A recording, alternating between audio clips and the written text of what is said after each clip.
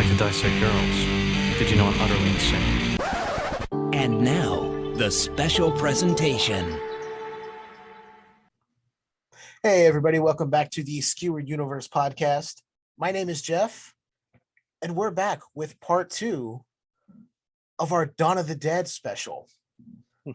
And of course, I am joined once again by Patrick French. Pat, it's good to have you back. Hey, you don't mind that I'm eating on your podcast, do you, Jeff? Hell no. That's fine. I mean, it's not human flesh or anything like that. Oh, I mean, you could have at least gone with the theme. I know, right? I should have said, yeah, I'm eating on human flesh, right? Brains. Oh, wait, wrong movie. Yeah, I mean, Return of the Living Dead we could do sometime later. Yeah. I have a lot of thoughts on that movie. Same. Especially the first one. Genius film. Oh, yeah. But we are here today to talk about the 1978 George A. Romero opus. Yes. Dawn of the Dead. Magnum opus. A masterpiece, if you will. Oh, yeah. Like, really, honestly, the granddaddy of all modern zombie cinema. This is it. This is the source material. I know you'll probably have some people who'd be like, but what about that Italian guy and that movie called Zombie with an I? No. Dawn of the Dead, all day. The father of modern zombie cinema is George A. Romero. Yes. Hands down. And there are plenty of people who will back that up.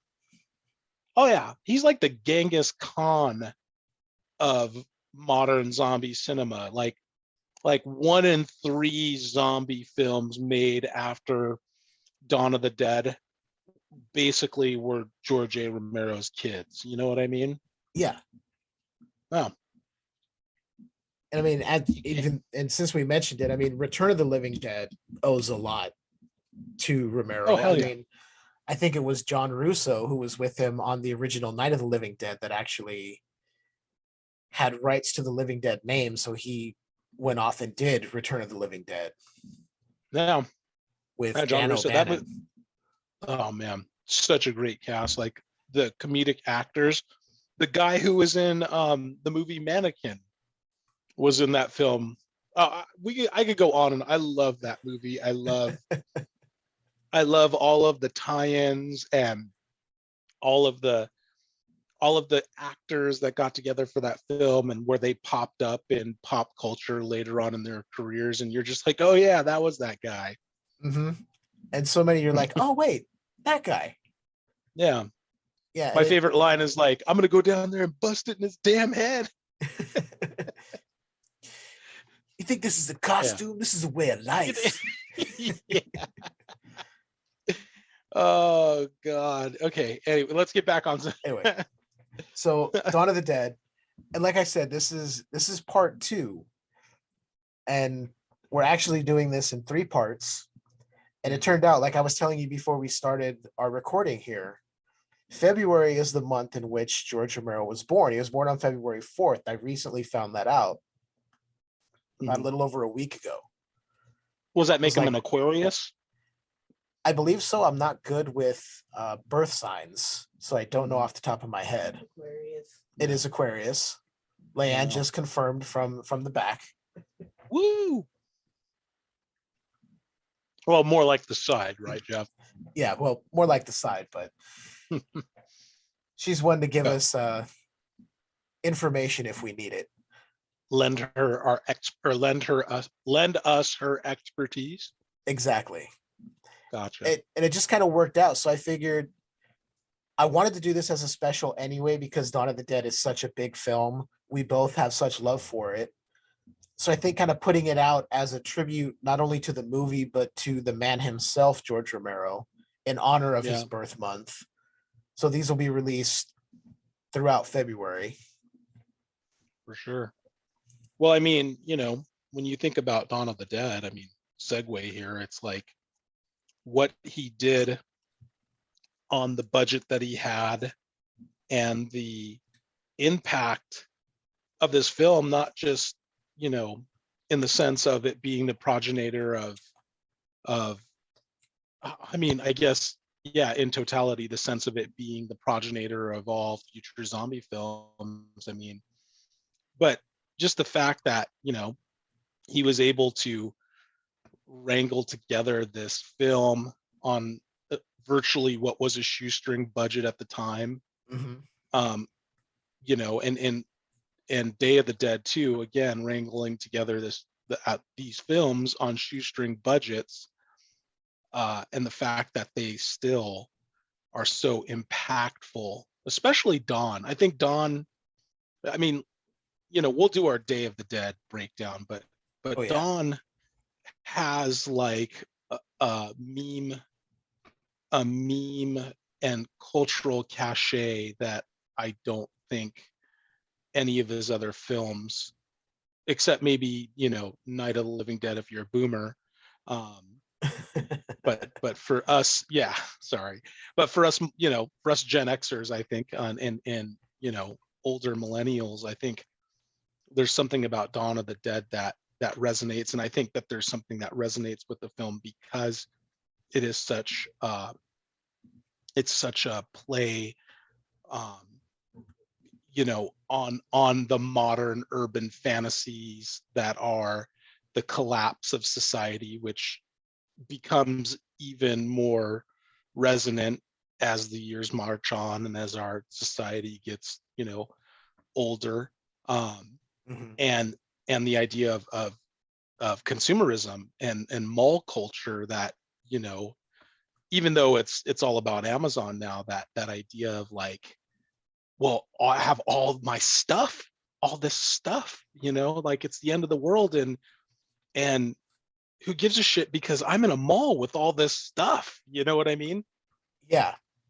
And I think he saw that so clearly and so succinctly decades before that became, you know, a meme in a sense. I mean, I would argue that the Twilight Zone episode with Burgess Meredith crawling out of the, you know, All the Time in the World, I believe is the name of the episode. And I would argue that that episode with Burgess Meredith crawling out of the bank vault and being like, now I have all the time in the world, walking through the post-apocalyptic landscape, coming to the library, saying, now I have all the time in the world. Spoiler alert, he drops his glasses, they break, and the episode ends. I think that you could argue that that is sort of the progenitor of this end of the world, now I have all the stuff, sort of modern urban fantasy in a way, I guess. Yeah. But Dawn of the Dead, I think, distills that fantasy in a way that people who watch it are still affected by the horror of the situation and attracted to the idea of being locked in a place with all the stuff. Mm-hmm.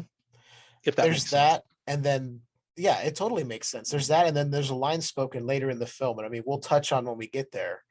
Mm-hmm. But when they see the zombies come into the mall, they say this place meant something to them. It was important. Yeah. I'm like, Mm-hmm. that right Yeah. there is such a statement about just the idea of consumerism and just needing to get as much as you can. Yeah. Like whoever it's has all the about most stuff wins. It's like, Yeah. And it's such a, you know, thinking about that comment and that specific line, and I think maybe I should save my exposition when we get there, but just briefly, like thinking about that is such a absurd sort of comment uttered by these characters in the film that translates so perfectly outside of the film and really speaks to, you know, where we're at as a society in certainly the greater Western culture, but most definitely in American culture. You know, it still holds up, man. You know, like 40 years after the film, it still holds up.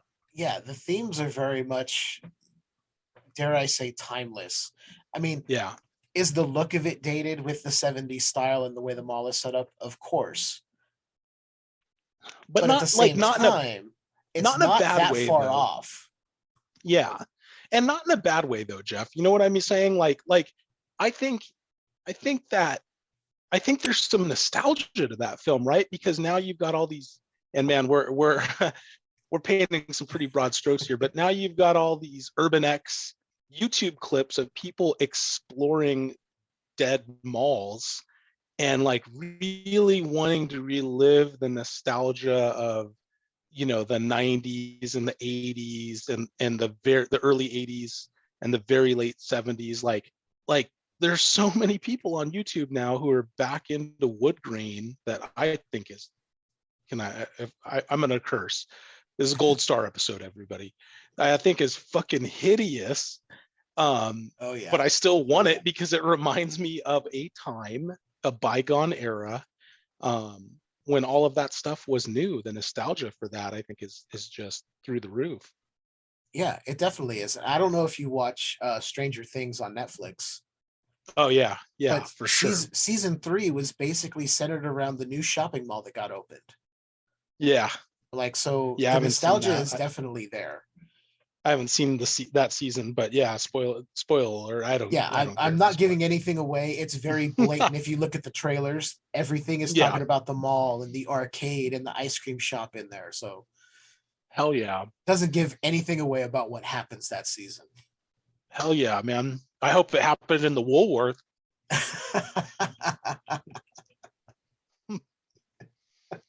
But I hope people are getting down in the aisles of Woolworth.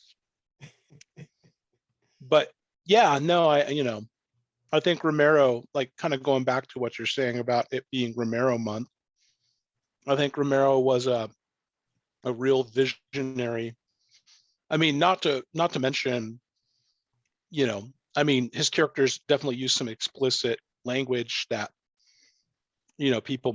people definitely should, like the Wooly character, people should definitely find him offensive and wrong on every level.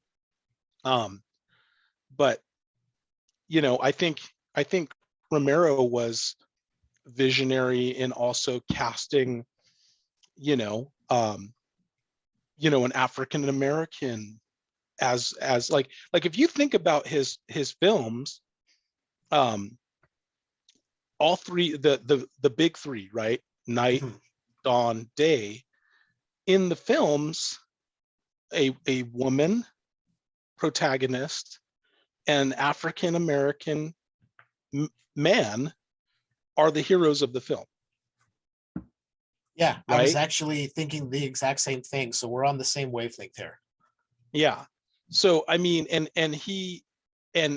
I think, I think that Wooly is definitely offensive, and I condemn in the strongest terms his use of offensive and hurtful racial slurs. But I think that I think Romero was trying to illustrate a point in that character, and in the fact that it's ironic that at the end of the world, when human beings should be the most unified, you still got this guy, this racist asshole, basically, who is still can't let it go, and I think that's a huge message that may be sort of overlooked by some people, but I think there's a message there, and I think Romero was trying to telegraph a message to later generations to say, hey, listen, these people are going to exist. Even in the worst situations, you're going to have racist people who aren't going to be able to let go of their little tiny, insignificant, disgusting hatreds long enough to band together to save the world, and that's why I appreciate his characters being people of color, his heroes being people of color and being women, because, it's like I think he was trying to say a long time ago that we all need to work together if we're going to overcome something, a challenge as great as the end of the world and the zombie apocalypse. Right. If that makes sense. Makes total sense. That's exactly what I was thinking. And none of it felt gratuitous or stereotypical with the way they were acting. It was very much like, look, this is how some people are. And they can't get out of their small-minded view of the world long enough to realize there's a Yep. bigger picture here, and if we're all going to survive, Yeah. we need to put this bullshit aside and actually work together. Yeah. Yeah, exactly. And I think, I really think that when you think about where Romero came from and where he filmed, in the Midwest, I guess Pittsburgh or Pennsylvania is still considered the Midwest or the beginning of the Midwest. I don't know, but in that area, I mean, that probably would have been an unpopular viewpoint with a lot of people who live in that area then and still today. So, I mean, Oh, for sure. definitely Romero, I think, tried to use his platform to make a bigger comment about society and about, and the importance of overcoming our differences so that we could take on a crisis like, the zombie apocalypse. Right. All while still having fun Yeah, and having some lightheartedness thrown in just to break up those more dark nihilistic moments. for sure. Yeah, no, At least we'll in get to that. Dawn. Day, there's really Yeah. no Yeah, lighthearted day moments. day is pretty much just all bleak. Yeah, I think day is even more, I don't know. I think people who might enjoy Dawn will be, I should say, if they decide to watch the film, will be perhaps a bit put off by the overwhelming sort of nihilism of day. I mean, there are some comedic elements in day, like the freaking zombie who, is not the unzombie, one of the major characters in the film. But I mean, overall, I think the film is really definitely bleak. But the soundtrack, oh God, soundtrack's amazing. Oh, Man, definitely. that Caribbean vibe. It's like drinking a Zima on the beach and like you're in like a nice resort in the Dominican Republic and you just like pop open your Zima. That's exactly what that soundtrack is like. Yeah, I don't know what it is, but he had a thing for getting the right music for the Oh hell films, because yeah. even in Dawn, the music works. Even when it gets Oh, it's campy, so good. Yeah, it it's just so good. works. I mean, the gonk is iconic at this point. Yeah, the Goblin, I mean, I'm not sure. I want to say that Dario Argento was kind of an influence on Romero, and I know that Goblin, the band that did a bunch of Argento films, Oh yeah, scored Dawn of the Dead, and the guy who did the score for Day of the Dead definitely was listening to the score and must have been a big fan of Goblin. But I mean, that soundtrack for Day of the Dead, and I know we're going off topic here, is amazing. it really is. It really is. Yeah, I think Dario, I think, actually came on as a producer of Dawn. Oh, did it? Yeah, that's right. He Yeah. does show up in the credits, doesn't he? And I think that came about because he wanted to make sure it got distribution over in Europe, which is why there's like 3 different cuts of the film. Because I think they got an X rating in Europe, right? I believe so. I'm not 100% certain, but I believe that was the case. Yeah, or in Italy or something like that. Something like that. I'm sure all their film export laws vary by country. Yeah. Which I'm thinking, have you seen some of the films that you guys have produced over there? This is relatively tame. Yeah, like all of the early 60s soft porn masquerading as horror films. I mean, hey man, I'm not complaining or anything, but Hey, yeah, you'll get no complaints from me, but I'm like, really? Just a little there's some hypocritical. violence? I mean, yeah. I mean, some of those early Giallo films, I'm like, these come off a little rapey at times, man. Oh, dude, way like who who is the guy? Oh, God, who's the actor? It's not Pee Wee Herman. Who the hell was it? It was Tiny Tim or somebody like that was in a Giallo film. He's like a weird looking guy. I can't. Anyway, whatever. I'm going way off topic here. Can't remember. Oh, it was freaking Richard Simmons. Really? Richard Simmons. Yeah, he was either in a Giallo film or like a Ferlingini or whatever that guy's name was. One of those Italian horror directors. He was Richard Simmons when he was really young, was in one of those films.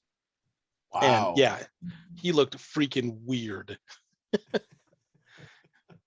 I mean, I love Richard Simmons, don't get me wrong, but man, he is a super weird looking dude. Anyway, I can't even imagine, because in my head I had, the more traditional look of Richard Simmons with the short shorts and the permed afro look and all that. Sweating to the oldies, Richard Simmons. Yeah, and I'm like, him in a giallo looking like that. I'm like, that's just really fucking super weird. Yeah, that's for all. So, but that's for all of the, Italian film aficionados of the 60s. Then go look for that. But anyway, Dawn. We're here for Dawn. We're here for Dawn. And that's not your daughter. That's just the name of the film. Pat and Jeff are not here to take your daughter Dawn. We're here to discuss a movie. No. And we're not going to talk about Delta Dawn or anything like that. Yeah. Right. But so yeah, I believe no. If we want to jump back into the movie here. Yeah, we were teasing it at the end of the episode last time, and it was again, guys, get your gold star caps on, because the next 10 minutes are going to be a ride into the into the abyss here. Yeah, we are definitely going right into it. Child zombie murder. Exactly. I mean, I guess it's not technically murder because they're already dead. Re-murder? Re-red rum. Oh man. Yeah. So we pick up at the abandoned airfield. Yeah, where our protagonists have all decided to split the party like a bunch of dumbasses. It's the trope in every one of these horror movies. They're like, okay, well, we're gonna go this way. You guys go over Jeff, here. You never split the party. I mean, never. It's in films and in Dungeons and Dragons. You never split your party. You never split the party. And you never go off by yourself. Yeah. Unless you're playing a rogue with a penchant for like horny murder, you never split the party, okay? Just saying. But yeah. So they do that. They find this airfield. They need to fuel up the helicopter, essentially, is why they've stopped there. Yeah. AKA a great excuse for some pretty cool gags. Yeah. I will say. So we have Roger who stays back at the helicopter to get the fuel. Yeah, he's got to gas up the bird. Flyboy Steven and Francine go off to do God knows what. Stupidly run into a abandoned hangar in the dark. It's like, why? You have a way out. You don't need anything else. You have a fucking helicopter, dude. It's a helicopter. It's not a prop plane. What's he gonna do? Like, ditch the helicopter and then fly a plane out of there? Like, that's stupid. Fly something less reliable? Yeah. This is why you don't get to be on the roof with the rifle, Flyboy. That's why Francine's got to do it. Yeah. Because you suck. And then, of course, we have... Go ahead. I'm just going to put it out there. Jeff. I really hate Steven's character. Oh, there is nothing redeeming about his character whatsoever. He's a lousy lover. He might be abusive, maybe. We don't know. It's never explicitly stated, but I feel like he's ready to slap Francine at a moment's notice. Yeah, the implication is definitely there. Yeah, that he beats her. You know, I mean, he's socially awkward. We'll find out late in a later scene. He doesn't know when to pop a question and when to just be like staying in his lane because it's the fucking zombie apocalypse. Sorry, He I'm going to doesn't be know how doing to read a room. Yeah, and I'm going to be doing a lot of cussing in this episode. I think that's fine. We're marked explicit for a reason, buddy. All right, cool. I mean, the first 10 minutes, like the first 10 minutes of the the airport scene are going to be pretty explicit. But yeah, anyway. Then we have Peter, who goes off into the office to check things out and get a cup of coffee. Yeah. I mean, from the movie moves at the speed of plot. Okay, I get that. I get that they needed to fill the time, but the reasoning for splitting the party in the midst of a zombie apocalypse as you just flew over a hillbilly zombie shoot feels like, man, this is a group of morons here, or just people who don't get it.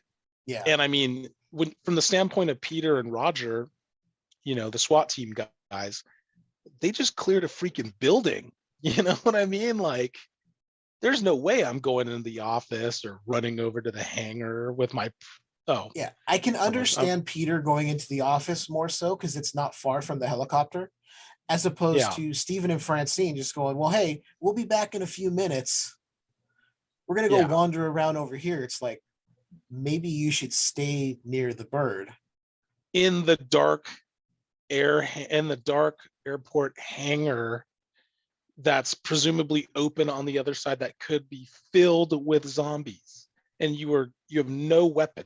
Or wait, did he have a shot? Did he have that rifle, the 30-06? I think he runs off with the rifle. Yeah, right? I believe he did have it.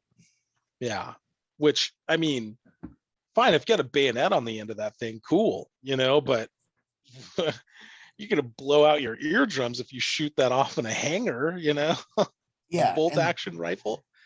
The next sequence of events, they all happen simultaneously, but they're shown separately, so you can kind of see what's happening to everyone at the same time. Yeah. Sorry, I'm derailing the episode here. I'm so sorry, Jeff. I have so many thoughts on this filler sequence is what I like to call it. It's good, and there's some sweet gags, but I feel like this is just totally filler. But anyway, let's keep moving through. So let's just go ahead and talk about the dynamic duo of Steve and Francine when they go off. Oh boy. They walk off to this hangar and immediately get confronted by a zombie that attacks Steven. Yeah. Like definitely this zombie in his former life listened to a lot of Dale Carnegie and was definitely in like accounting for sure. Like 100% I believe that this zombie was in accounting, and his buddy zombie was definitely listening to a lot of Leonard Skinner, young guy, probably smoking a lot of pot, probably drove an IROC Z.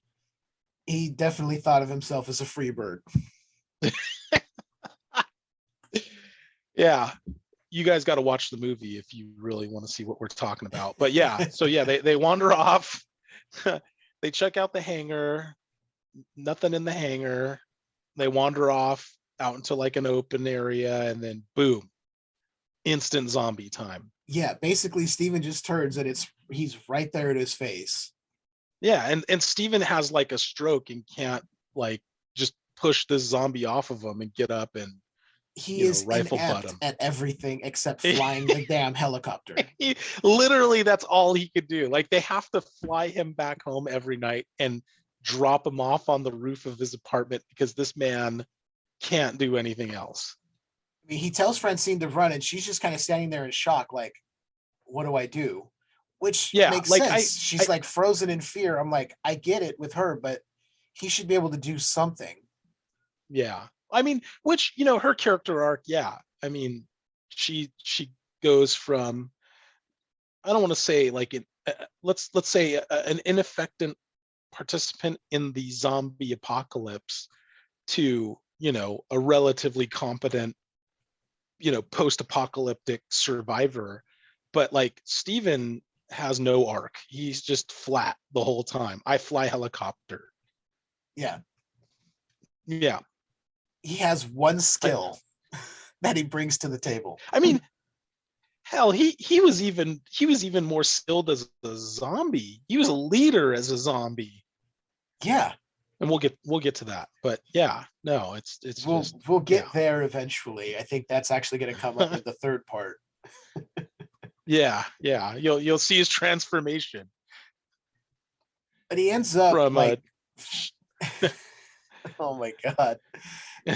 It's one of my favorite transformations, but I don't want to give too much away. Yeah, let's not do that. And Steven eventually, after flailing like an idiot, finds a hammer and is able to dispatch a convenient plot, a true what is it?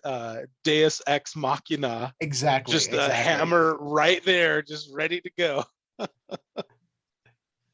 So like you were lucky because otherwise you would have just been eaten and these guys wouldn't know how to fly that helicopter. I mean, but no, he would have just flailed around with the zombie on the ground for like an hour until they came looking for him and just, shot it in the head. You know what I mean? Like he would have been laying like just they would have just they would have walked up and the zombie would have been laying there all gassed and Steven would have been laying there all gassed and after flailing around on the ground for 4 hours. Essentially, you could zombie would have been smoking a cigarette. You could take all the moments in this movie of Steven up until he dies. We've already said he becomes a zombie, so he dies. Oh yeah. And put it together as like what not to do in the zombie apocalypse. Yeah. Oh man. Here's like what you don't do. Yeah, like a 30-second sizzle reel of Steven failing his way through his life. Yeah. So we've established Steven is inept and Francine is figuring it out. Yeah. Meanwhile, Roger's stealing the helicopter and Peter's inside the office, just kind of checking things out, wanting a cup of coffee out of a machine that I was surprised was still working. I mean, can we comment on Roger? Like Roger spends this sequence just kind of looking around with like a dopey look on his face. I mean, this man has experienced the horrors of the, first week or what did we say it was, like 48 hours supposedly between night and day and dawn. Yeah, it was maybe like days up to like maybe a week or two after the original night is what the official timeline is. So it's like everybody got amnesia when they landed on the at the airfield and Roger's just sitting there, just like totally looking at his watch, his Apple Watch and browsing the internet or doing whatever it is that he's doing, lost in thought. Yeah. No situational awareness. He's not the same guy who was in that building. He's just like, I don't have to worry about a thing right now. I just got to fuel up the bird and enjoy the scenery. It's like, what could possibly happen in the zombie apocalypse? Yeah, it's like you're not far from the redneck hillbilly zombie jamboree. Yeah. So there's going to be a few errant stragglers around there, and there are, as we've already discussed. I mean, like I said, this scene, I feel like this whole sequence is very inexplicable. And it almost feels like maybe Romero filmed this last to like need 25 minutes of filler time. I don't know. It just didn't. I don't know, Jeff. I don't know how you feel on. This is like one of the weaker scenes. I feel. I mean, the gags are great and the makeup is great, but in terms of plot, I feel like this is a really weak sequence. I think this is the weakest sequence, which leads me to believe that, as we know, movies are all filmed out of sequence, and this makes me feel like this was like one of those things they needed to film in order to get the movie up to a certain running time, or I don't know. Right. No telling. I couldn't find anything on that. I think the only thing it goes to establish is that Steven, no matter what, is incapable of doing anything but flying the helicopter. Yeah. We're seeing Francine progress in her journey. Roger seems to not have a care in the world anymore because they're getting away from it all in his mind. The only one who seems like he might still be on his toes and kind of aware of his surroundings is Peter. Yeah, exactly. And he's pretty consistent the whole film. I just feel like, man, if that's the case, if when they were scripting this thing out, Romero was like, okay, we need the scene in to sort of justify character arcs. I feel like, man, they took a lot of time, and it probably cost them a lot of money. You know what I mean? It feels weird to me, but whatever. I'm splitting hairs on this one, but it does have some pretty awesome moments. It does. I think maybe the scene could have been stronger had Steven and Francine just kind of stayed around. And those two and Roger kept a lookout, maybe seeing if there was anyone coming. And Peter could have said, I'm going to go check the office, see if there's anything in there we might be able to use, and make sure it's clear of anything. Like, and it could have worked. I think it would have been better. Oh, sorry.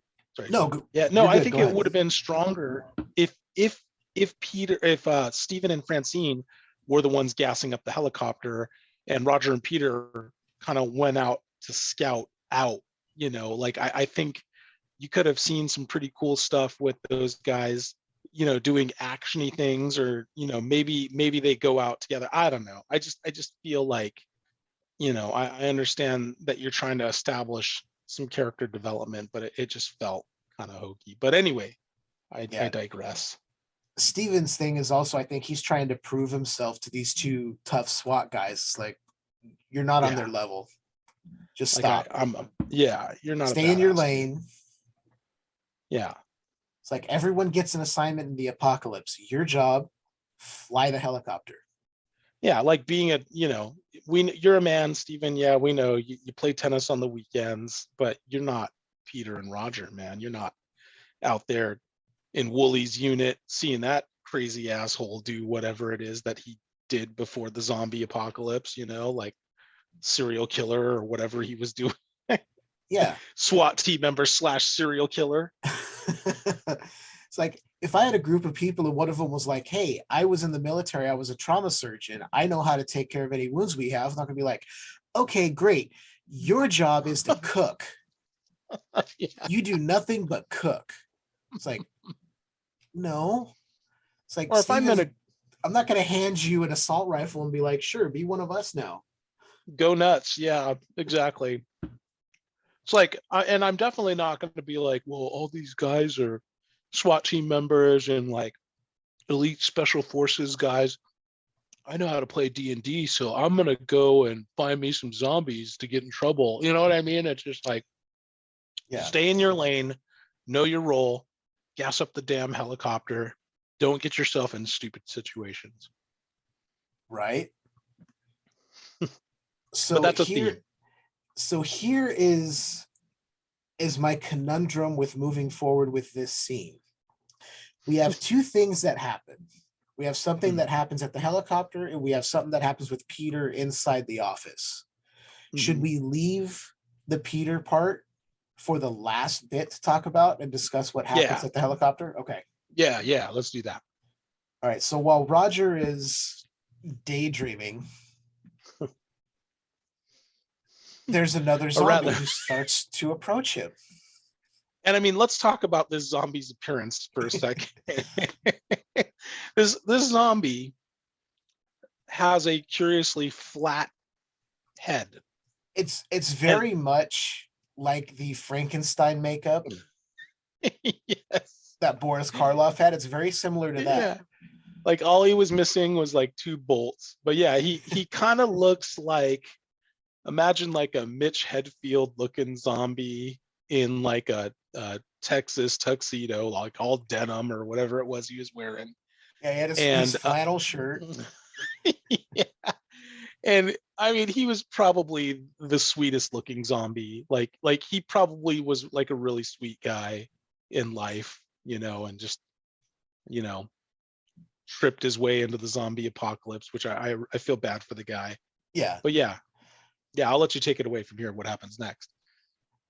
So he starts stumbling over to the helicopter. But by the way, I wasn't aware you could fuel a helicopter with it still running.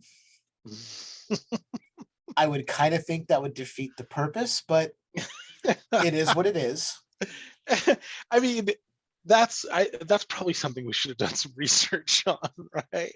Is to see if that's actually a thing, because I know when I pull into the gas station, there are very explicit warnings saying that, fueling up your car while it's running could result in your death. No joke, quick aside, I once pulled into a gas station, was gassing up my car.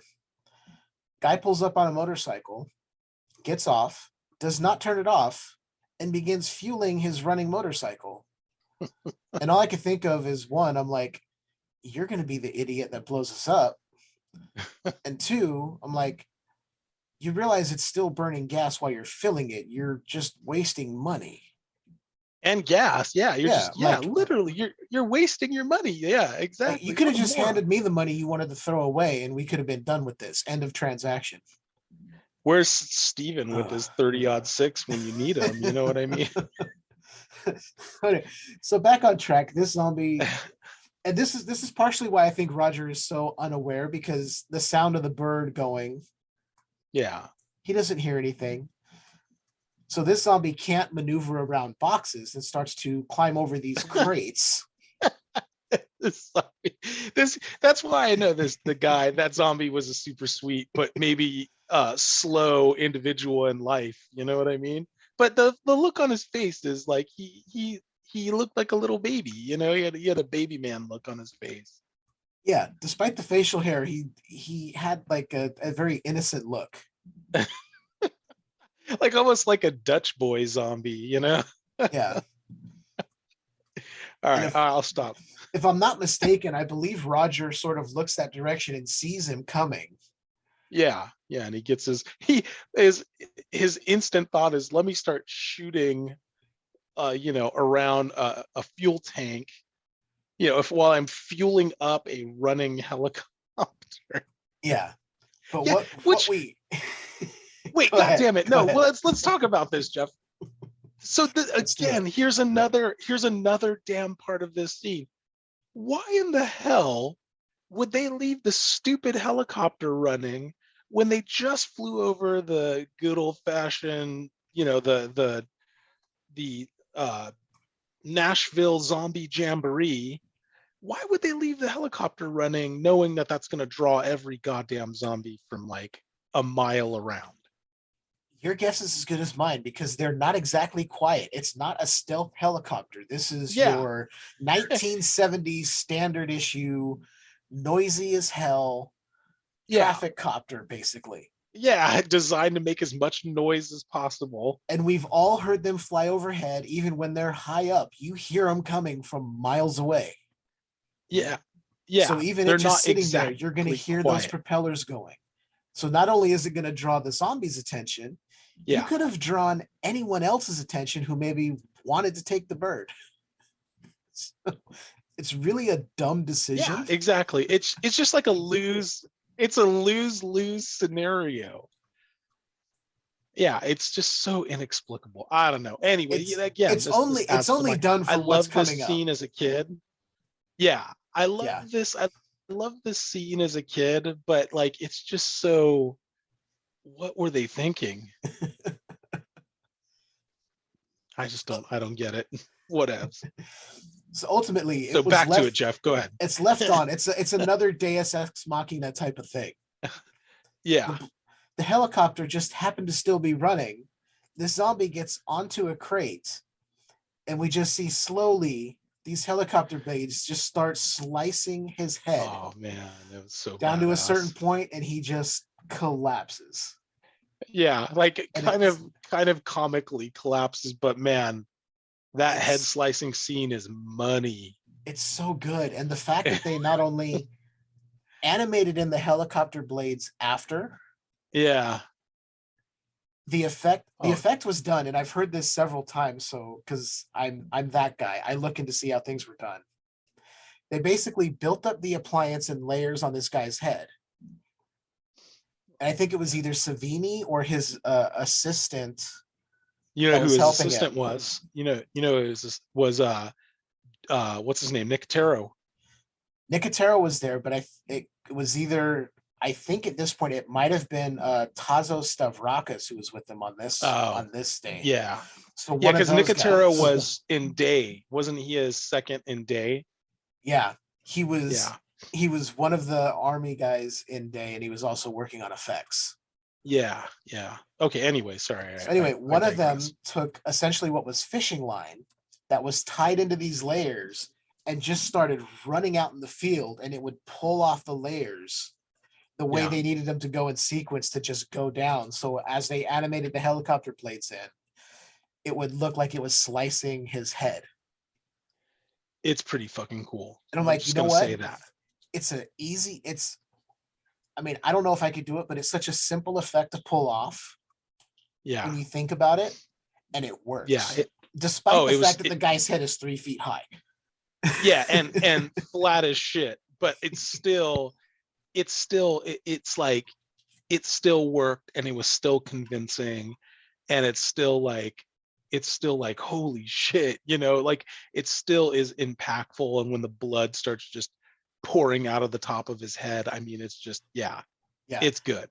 And even if you haven't seen the movie, you've probably seen that scene. Yeah, and if you haven't seen that scene. If you haven't seen that scene or the movie, go watch the damn movie already.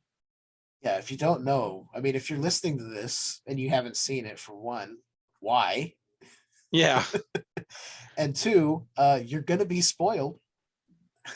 Big time.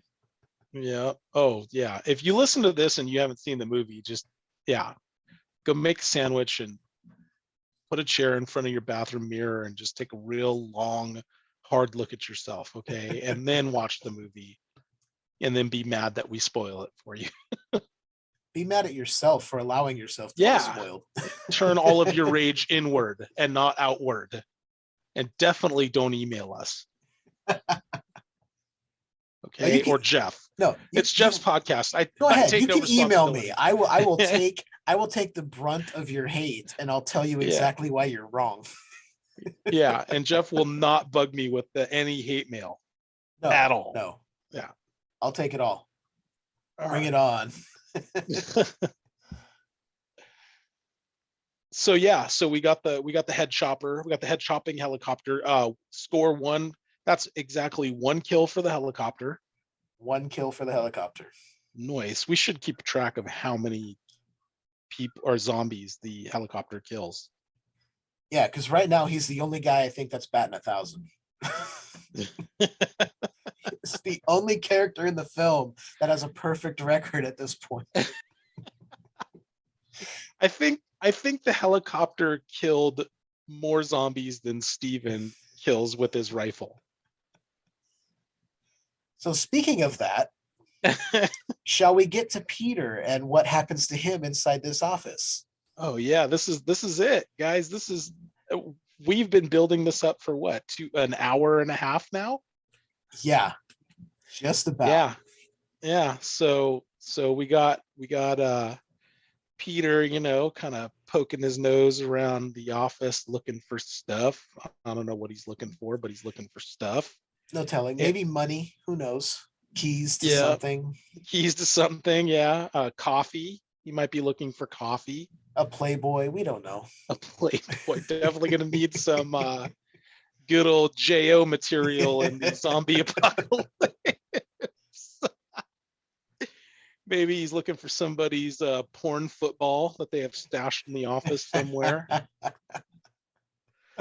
But he's quite disappointed, it seems like, in the scene. And you've got, he's looking around, and then he hears some curious rustling from a closet. That does not stop him from drinking his coffee. No, Um, not at all. Nothing's going to stop a SWAT team guy from drinking his coffee. It's like, after the day I've had, I need this coffee. Like, honey, I need some donuts and I need some coffee. Goddamn cop stereotypes, even in the zombie apocalypse. But no, I think the coffee thing happens before he hears the curious rustling. I think the coffee is actually dispensing as the curious rustling begins from the closet. Right. Peter predictably and probably understandably draws his weapon, his M16, as you should expect him to do. Yeah, and he fucking lets it fly. Like he's at the Ruger promo. Like he's just letting it go. I think he puts a full mag into the or part of at least half a mag into the closet. I think there are like 5 bullet holes in the scene. Yeah, puts like half a mag, center of mass, like he was trained to do. And to no avail. The curious rustling continues, and Peter is understandably confused and curious as to what's happening. And man, much to his surprise and amazement and perhaps horror. I mean, I don't know how Peter feels about kids. Maybe he had a couple, maybe he was just, a bachelor in paradise, but yeah, 2 kids in horrible 70s garb burst out of the closet and rush our hero, or anti-hero, as we're going to see in a few short seconds. Yeah. But yeah, they run at him and each one grabs an arm. Or wait, do both of them grab the same arm? I think they both grab the same arm, and he's able to kind of throw him off to the side. He lifts them up in an amazing feat of strength, because I mean, these aren't like 2 little babies. These are like, it's like 7 or 8 year old kids, Kevin Hart sized children, and these aren't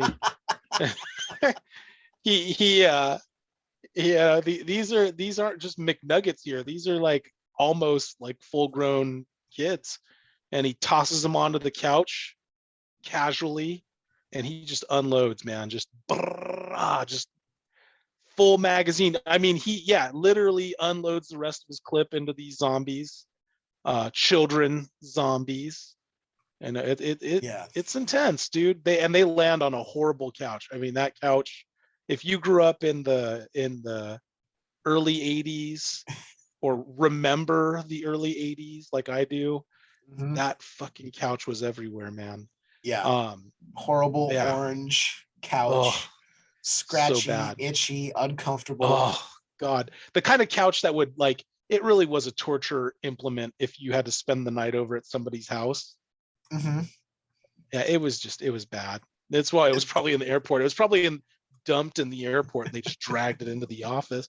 But yeah, he wastes them, and he starts to reload, and that's when we see the most iconic zombie in the film, right? Like, I will say there is a brief second where Peter's face he kind of was like, oh man, I wish I didn't have to do that.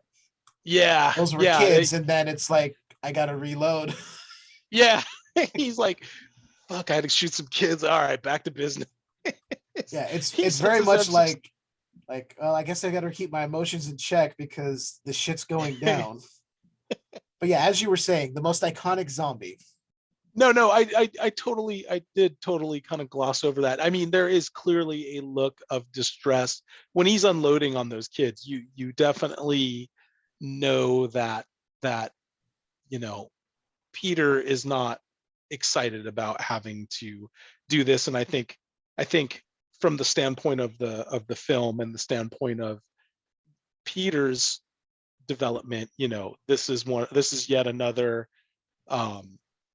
thing that I think prompts one of his last decisions in the film that he kind of reverses course on at the end of the film.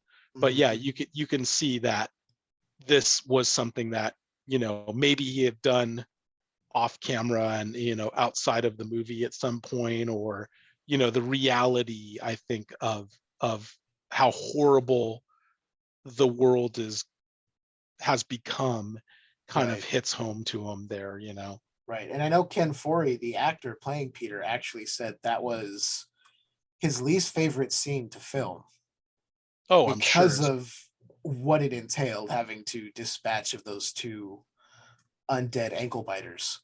Yeah. They're more like elbow biters, I think. True, true. Very Yeah, true. but I mean, yeah, I think that scene, I think it's so uncomfortable, right? It's like one of those scenes that's really uncomfortable to think about. And I remember being a kid watching it and being like, holy shit, like if I turn into a zombie, I'm gonna get smoked, and like, Yeah. and I remember being like it created sort of an existential moment in my life. I distinctly remember that scene, and I think I make fun of it because, and I approach it lightheartedly because it is really bleak. It is a bleak moment in the film, and I think it's one of those things that, later movies, well, like The Walking Dead, right? Like that scene with the little girls on right? Or try to integrate that horror into the story. And I think it's just one of those things that we can really sort of gloss over and not have to face, because I mean, yeah, in the zombie apocalypse, there are going to be a lot, you're going to be making that choice every single day, Right. and I think in a lot of cinema, you don't see kids, but heaven forbid if that were a reality, you'd be seeing a lot of zombie kids. Right. So it's kind of, I Hordes. I think it's a very yeah, I think Ken Foree probably is right, and that definitely, if I were the actor having to be in that scene, I don't know if I would enjoy filming that scene. I don't think anybody enjoyed filming that scene, Yeah. except for maybe the kids. They probably had fun that day. They probably had fun. They got to play dress up and pretend to be zombies. Yeah, But I will that was say, a fucking awesome day for those kids.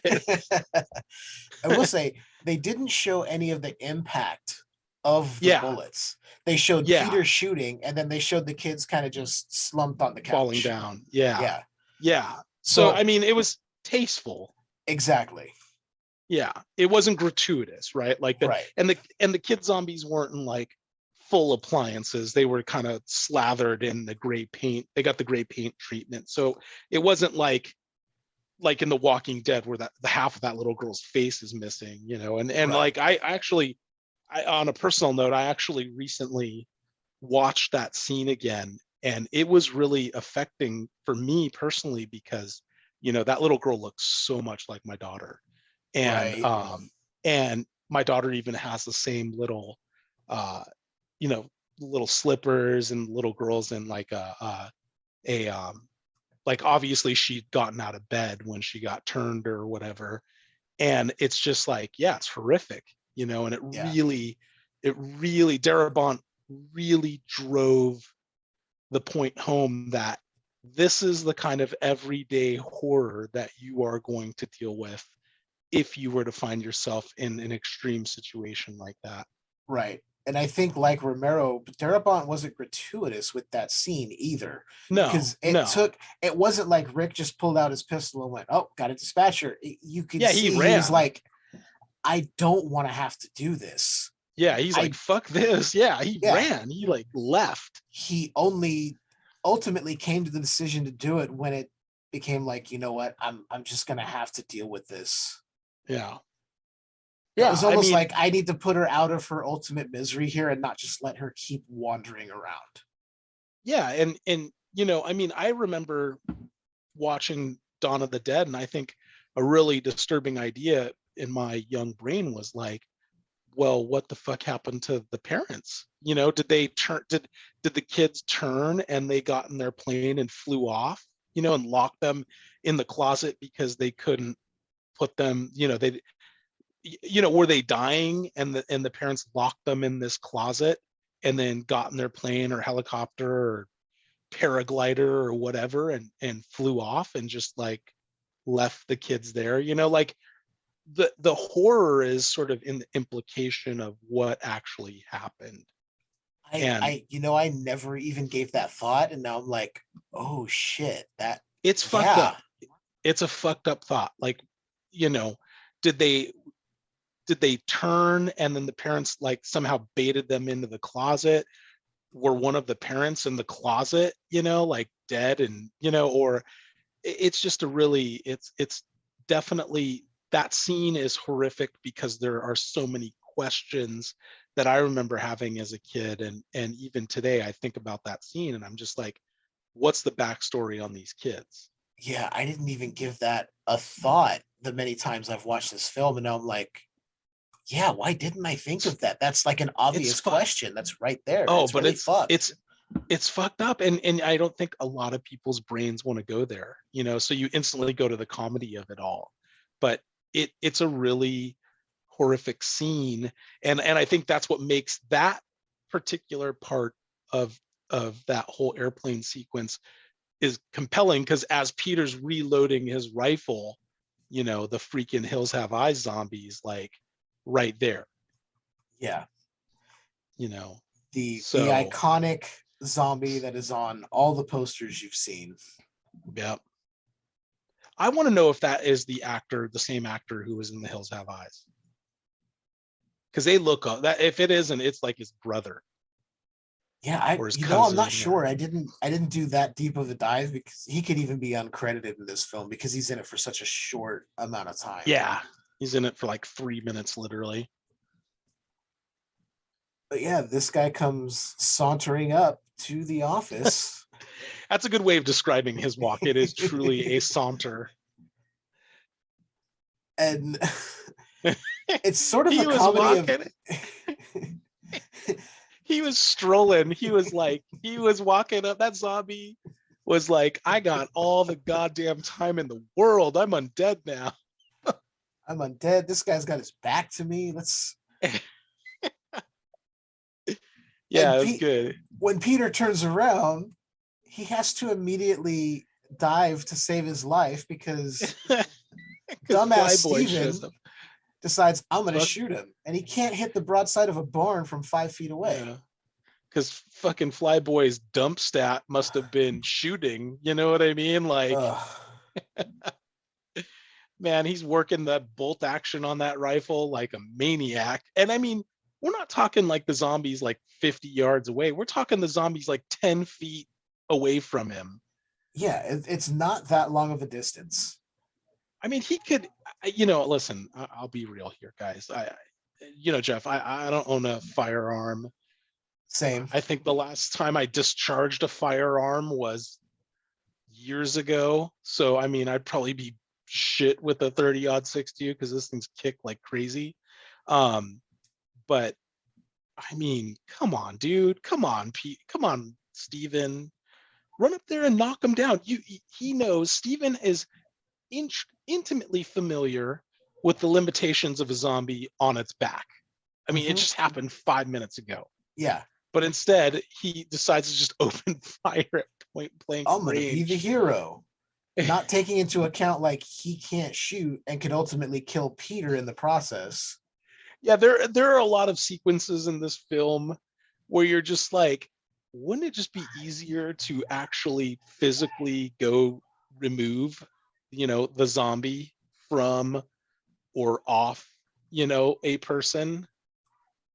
Could easily just run up behind, grab him by his shirt and pull him backwards and knock him to the ground. Yeah, or just take your run up rifle, butt the zombie in the back of the head, get him on the ground, and Yeah, and then an up close shot, something. Or just curb stomp him. Yeah. And it ultimately leads to Roger having to save the day. Yeah. With a pretty nice headshot. Yeah. I mean, Roger was definitely competing with the helicopter for kills in that. They I were mean, 1-1. ultimately, Peter takes. I guess Peter kind of got sort of one total kill if you add He up the stacked the two kids kids. together. Yeah. He got like a kill. So I mean, Peter and Roger and the helicopter are all like acing. I guess technically Steven got a kill too. I mean, it was kind of a cheesy kill, because the accountant zombie does get a hammer to the back of the head, but and he got a knockdown. So I don't know. I guess Steven is technically the winner, right? In that comedy of errors way that he has. The unintentional winner of the zombie kill competition at the airport. Yeah, but yeah, no, like you said, good headshot. Yeah. But what I like is what happens after is Peter kind of figures out what happens and immediately just Oh, puts he's Steven in fucking his place. He's cheesed. Yeah, he's furious. pissed. He is pissed. He's like like Peter, like Francine's like, what the hell's what are you doing, Peter? And Yeah, Steven falls because down, and then and Peter Peter's like, aims his gun at him and he goes, "You better know yeah. what you're doing when you aim that at someone." And he's like, scary, isn't it? And he's like literally, like, the shot is great. It's from Steven's sort of perspective, staring, down the barrel of an M16 assault rifle. It's With pretty intense. and the look on Peter's face is very much like, how does it feel? Yeah. Like And he the is look on his face is like, serious. yeah, he's ready to end him right there. Oh man.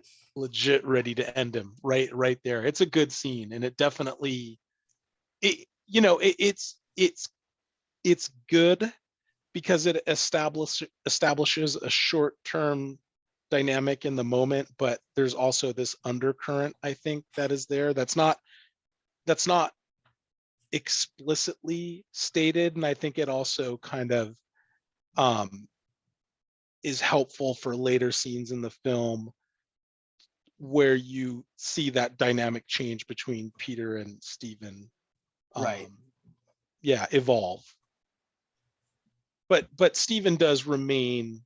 I think it kind of it shows you the difference between Peter and Steven, right? Like Peter is more analytical. Peter is more methodical. Peter is a professional. Peter has situational awareness. I mean, Peter's the kind of dude that you want with you in the zombie apocalypse, because Right. he's checking out the angles, and he's planning his next step before he even takes his next step, and he's the kind of guy that is dependable and solid and a good guy.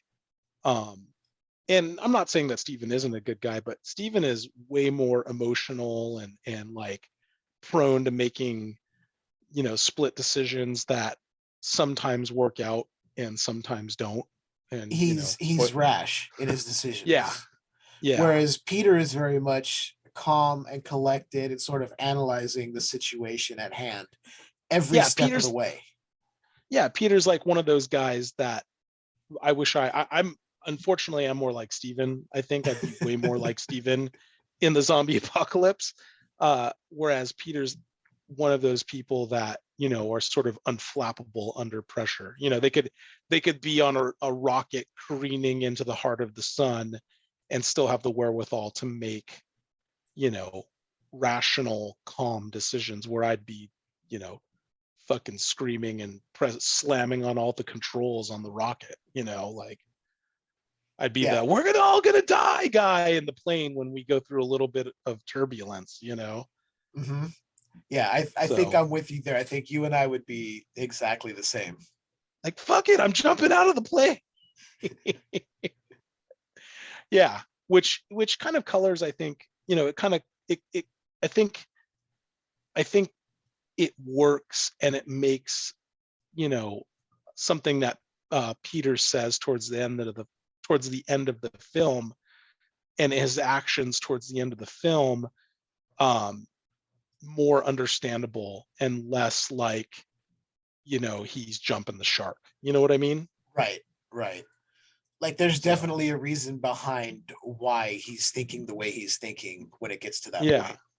It's like I really think that sequence kind of shows you the two sides of Peter.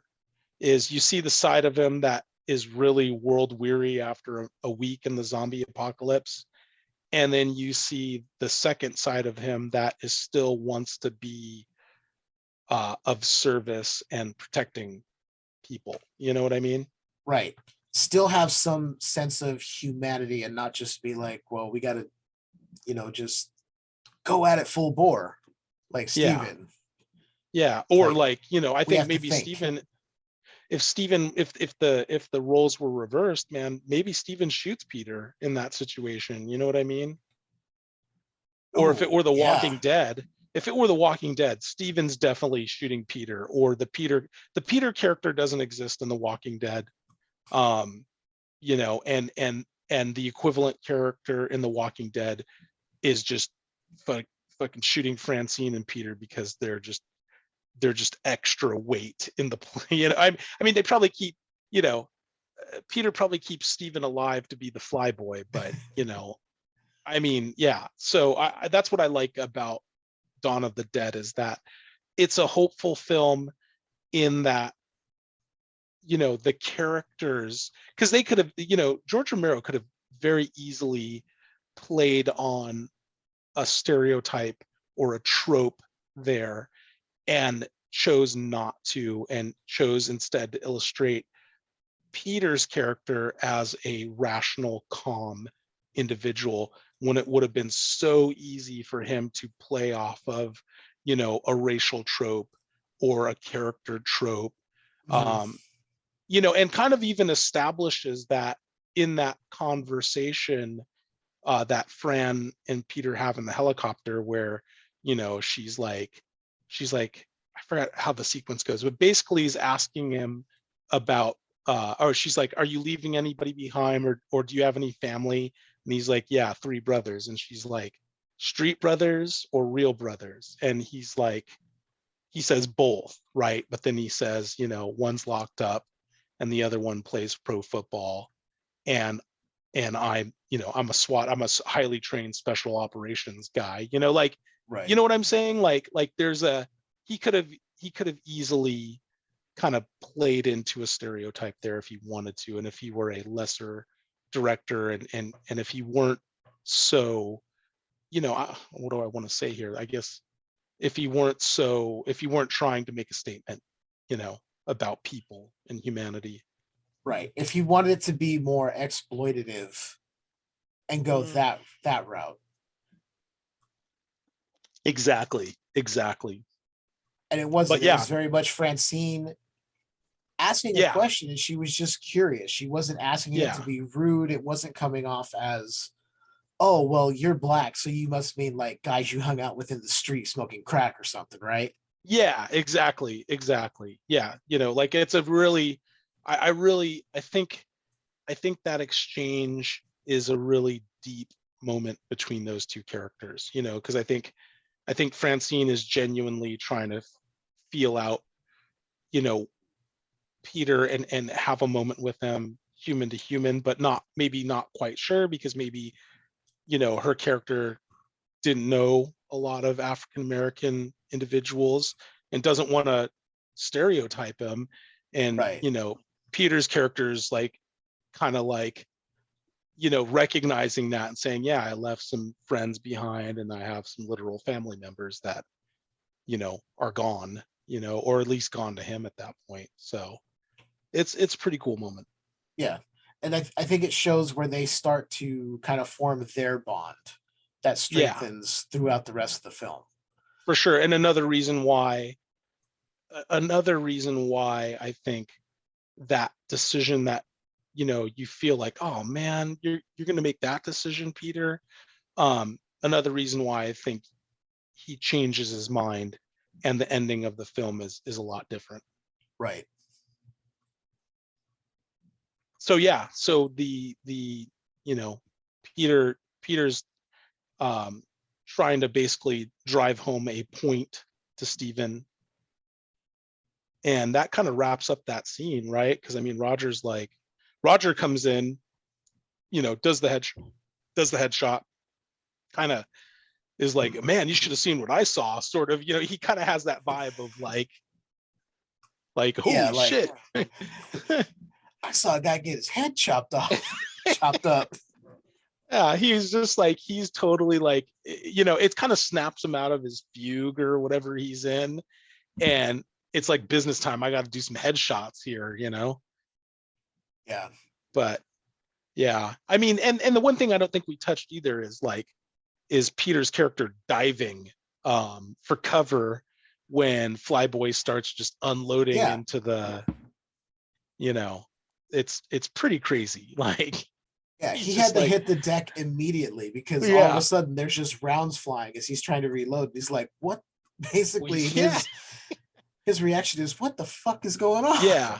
Well, and the great part of that scene is the zombie makes it all the way into the office and is like literally steps away from Peter before Roger has to come in and headshot him. And there's that great sort of moment where the zombie, you hear the bullet hit the zombie and then the zombie's head, and then the sound effects, like the Foley in that scene, is really cool because the zombie's head hits the table, and you kind of, it almost sounds like the zombie is screaming, it's like this really weird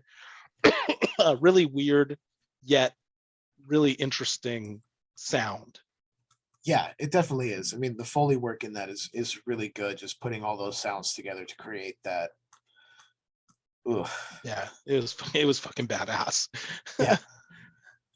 But yeah, no, there, like I said, the reason for the scene existing seems a little thin, although Romero does, I think, he's a master filmmaker, so I think he knows what he's doing there. I'm not gonna second guess him, RIP. But the gags and the technical aspects of the filmmaking are freaking strong as hell. I mean, very much so. Tom Savini, just proving once again why he's the greatest, why he's Sex Machine with a crotch pistol. Oh man. Spoiler alert. But yeah, if you haven't seen From Dusk Till Dawn, then fuck you. No, I'm just kidding.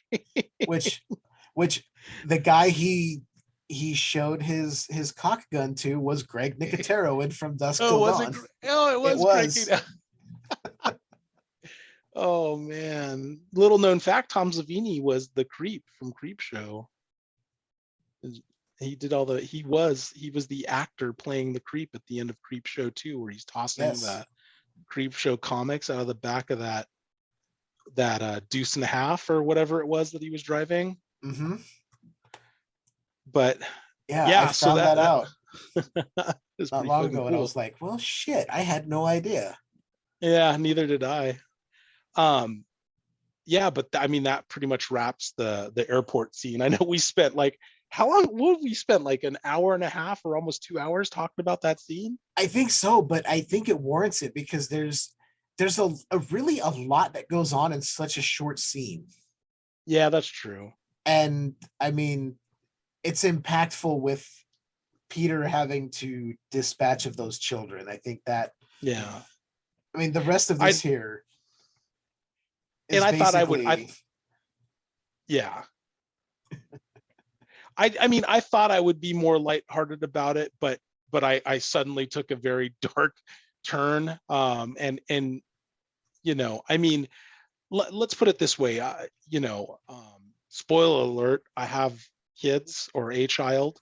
And when I was younger, and by that, I mean, all my years prior to me being 42, all my years prior to 2017, younger, relatively, that scene didn't really bug me or I mean, I don't want to say that. It didn't resonate with me as hard as it, or as strongly as it resonates with me as a dad now. And that's true of a lot of scenes in a lot of movies where I'm like, all of a sudden I'm crying like shit, man.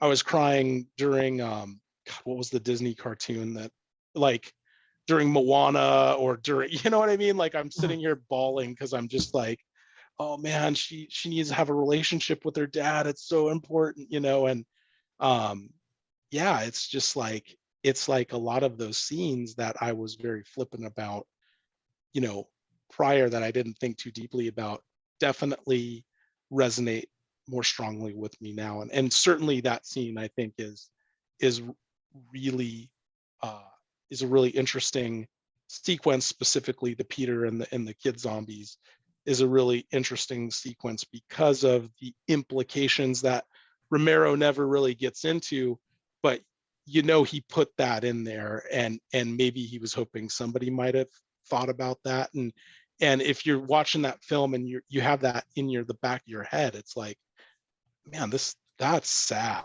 That is so sad. And it's like a Right. theme in his movies, right? Like, it's definitely, you know, in Night there was the dynamic between the mom and the daughter who's dying Mm-hmm. and then eventually turns into a zombie. And in you know, Dawn, there's the kids there where he kind of briefly touches on it, and the dynamic with Francine being pregnant. And then Day, I mean, it's just everybody's, you know, the world is just gone, you Yeah. know. So like, there's the horror of that. You know, and maybe the scene with the fetus in the jar, you know, maybe Dr. Frankenstein's sort of experimentations maybe loosely Yeah. might touch on that, you know, like the idea of playing God or creating unlife, as it were, you Oh, know. definitely. But Definitely. yeah, that theme kind of, I think, resonates in his films, and it definitely, he sets it up for sure. Oh yeah. And even myself, like, I don't have any children, but I have young cousins Mm-hmm. and nieces and nephews, and I mean, not Yeah, by you're, blood, but you know, yeah, they're yeah. my nieces I and know what you're nephews. saying. I'm close with, you know, I've been friends with their parents for so long. They're Yeah, they call you family. Uncle Jeff. Yeah, So yeah, I do see it differently, that scene. yeah, for sure. But there is still a part of me where if I'm watching a movie and the director goes, no, we're actually going to, you know, harm this child. There are times where I go, I give them credit for doing it, because there's still a lot of filmmakers out there who are like, children and animals are sacred. You don't touch them. Yeah. And if it's done well enough, it gives that like gut punch kind of like, ooh, and I'm like, I commend them for going there, but damn, that was hard to watch. That was really just awful. Well, I think the beauty of Romero in that scene is that he doesn't beat you over the head with it. It's just, it's a thing that happens, and he's like, here it is. And then it's sort of the responsibility of the audience to really Mm-hmm. think. But he's definitely giving you hints. He's definitely saying, look at Peter's face when he's having to dispatch these you know, these things that were children. Like, he's not having a good time, you know. And like you said, he even takes a moment where he's just, after he's done shooting, there's like that pause, and you can really tell that he's like, fuck this, you know. Like, Yeah. that's the attitude there. So I definitely think that scene is very skillfully executed, you know. And you know, I mean, and like you're saying, yeah, kudos to people who are willing to go there, like, you know, The Walking Dead with the governor, and his daughter, you know, Mm-hmm. like, um and many points in the Walking Dead series, I mean, they're willing to go there. But that scene doesn't feel exploitive, whereas in some of maybe the other films, you know, like especially with the remake of Dawn of the Dead with Mekhi Phifer's whole baby scene, like, you trying to kill my family, like Yeah. that feels really exploitive, as opposed to, it's horrible, right? It's fucking horrible because, you know, Mekhi Phifer's zombie wife gives birth, and, you know, holy shit. But it, you know, that is a setup, right? Like, Right. that's a scene that's designed to make you feel a certain way. And it, you know, the scene in Dawn of the original, the OG Dawn of the Dead, it feels like George Romero set it up, but it didn't feel it almost it felt like whereas that scene in the remake is more like a karate punch, Mhm. the scene in the OG Dawn of the Dead is more like a judo throw.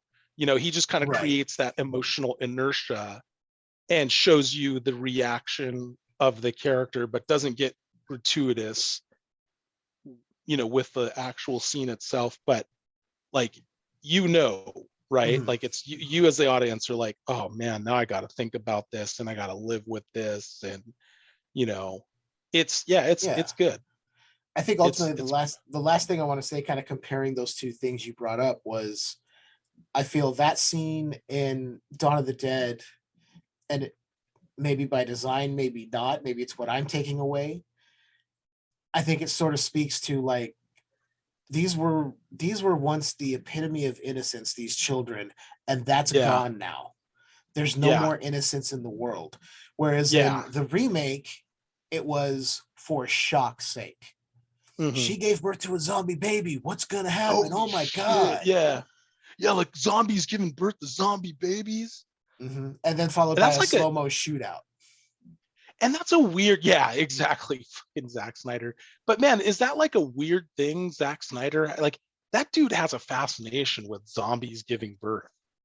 Because in that City of the Dead or whatever that movie was Army he of the Dead. released, yeah, the whole movie is built around that premise. Yeah, Or at least half of the movie's built around that premise. like zombies reproducing. It's like, why is What the this something you're hung up on, man? is this like? Do you just want an excuse to make a film about necrophilia? Oh god. Oh man, I think we got another Roman Polanski like zombie Oof. grossness happening. Yeah, like Oof. man, I don't know about Zack Oof. Snyder. It's making me question him as a human and as a filmmaker. All I know is I still refuse to watch the Snyder cut of Justice League. One time through that film was enough for me. Yeah, I know. I made a horrible joke about Roman Polanski. Jesus, what's the matter with me? Yeah, Yeah, well, Polanski is a piece of shit. I can separate yeah. his art from him. Him as Oh, a he's person is a piece of shit. garbage. But Yeah, I've seen a couple of his films, and I'm like, he is someone who can make a good film. He's I want to. just an utter fucking asshole and a prick and a rapist.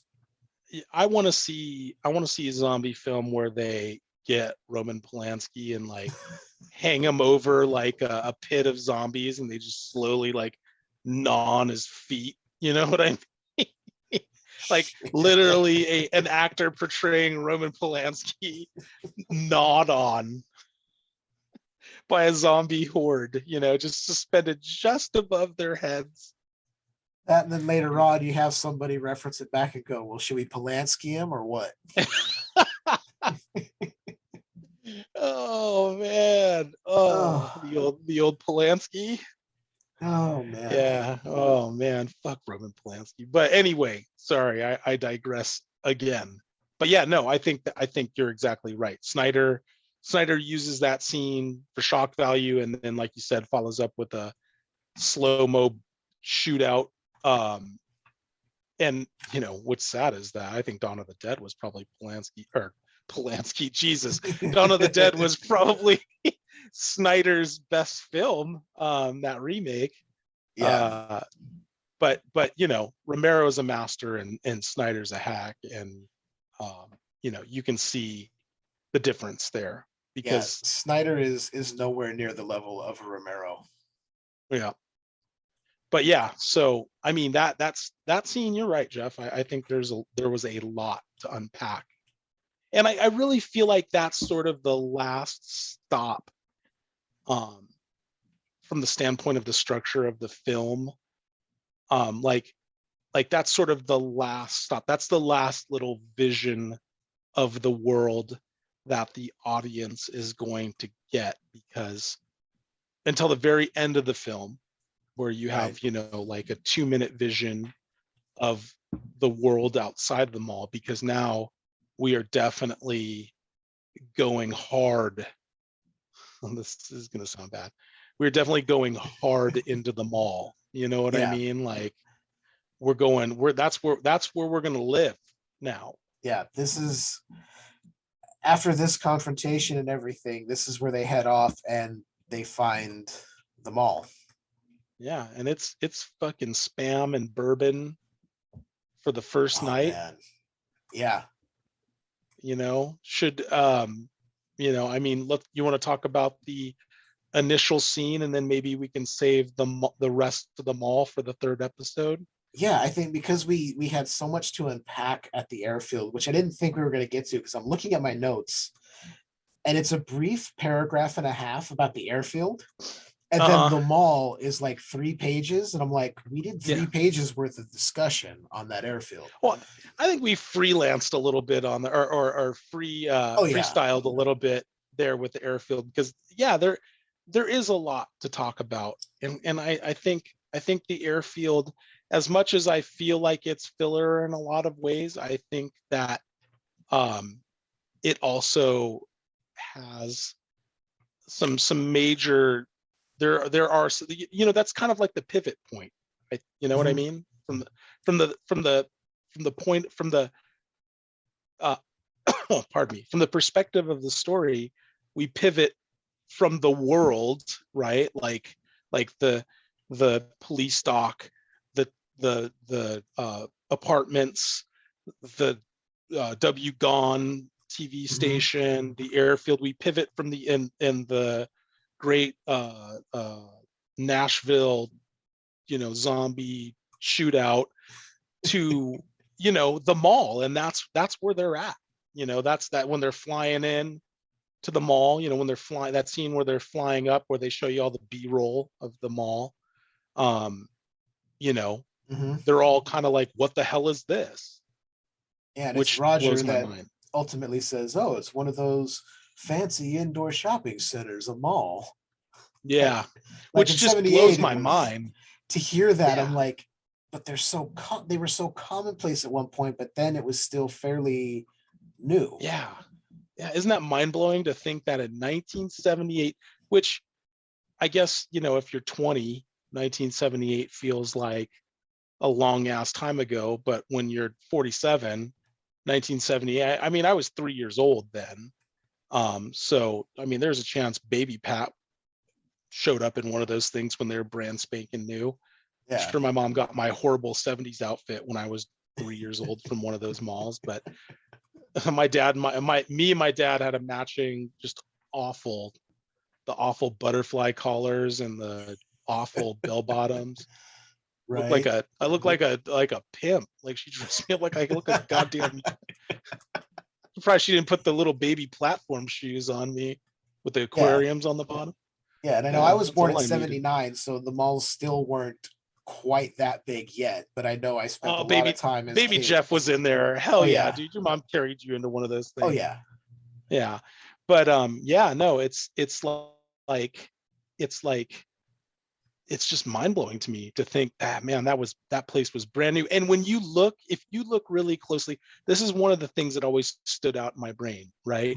Was when you look at the mall, when they're doing the flyover of the parking lot, you can see all of the oil that has leaked out of all of those cars. Like, it is so, in all those parking spaces, every single parking space is just absolutely stained black with oil.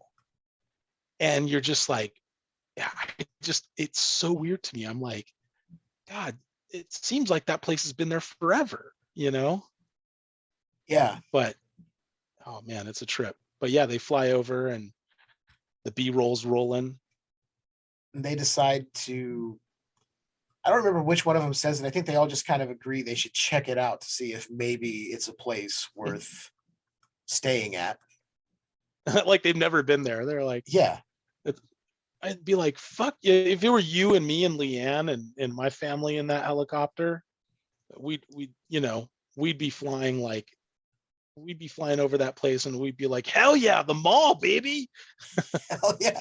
Be like, look, we can seal it up and we can be fine. Yeah, Amazon's gone. Who gives a shit? We got a mall. Got everything we need. except they don't sell like back in the 70s when they had like everything. You had like a restaurant, you had restaurants, you had a freaking Sears that had like everything you could imagine, even like a freaking meats and cheese section in the Sears, along with like power tools and Yeah. JD, and man, they had everything there. A fucking arcade and a Woolworths. You had a Woolworths. Dude, you go downstairs into Woolworths and you get toilet paper. Yeah. Essential for fortress survival. I have seen the mall by us, and I know we're kind of, sidetracking a little bit, but I think it warrants it because we grew up in the era of the mall being so popular. I've seen the local mall by me go through so many transformations. Yeah. Because at one point, Sears was the biggest store that was there, followed by Fedco. That was the other store on the other end of the mall. Man. There were two big stores on either end of the mall. And Jeff, we're losing. Oh my God. We're losing the younger crowd. Fedco. They'll never know what a Fedco is. We're like Fedco was basically like, think of it like this, kids. It was basically like Walmart, but it was clean. I feel like it was like a slightly less attractive version of a Target. Yeah. Yeah, it was like it would be the thing in between a Target and a Walmart, where like you'd want to get a Sony TV, but instead you'd get like a Sanyo TV would be their top of the line. Right. You know what I mean? It was just. And I think Fedco evolved from May Company. Okay, we're getting really into some deep shit here. Yeah, we're freestyling now, kids. But yeah, I remember it vividly because you would go into Sears and there would be the clothes, and then you'd have the electronics, the tools, the toy section. And then on the other side of the mall, after you walked by, like the Foot Locker and the Aladdin's Castle arcade. Aladdin's Castle. And whatever else they had, the food court and whatever. There was always weird stores in the malls too. Like there was one store I remember. It was downstairs next to. This is really dating. You're gonna get a kick out of this. A B. Dalton bookseller. Yeah, man, I love B. Dalton. That sold nothing but swords and knives. That was it.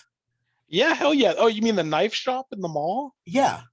Yeah, that was a quintessential. That was like that every mall had a knife, like knives of all sorts and swords. And it was normal. I was like, oh yeah, that's the knife place. And when you tell people, they're like, wait, there was a place that just had knife. I'm like, yeah, and they were up on the wall. You could ask to see one. Yeah, the guy that worked there was the dude who drove a Mustang and had a ponytail and rocked a leather duster. My God, I think it was the same guy running every store. And he had like a strap where he could put his fucking katana and Tommy gun underneath his duster, so he'd be ready to take on the vampires.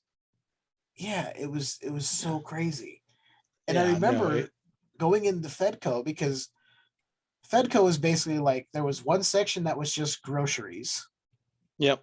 And then you go to another part that was like electronics, and then there was some clothes, and then like home Jeff, goods.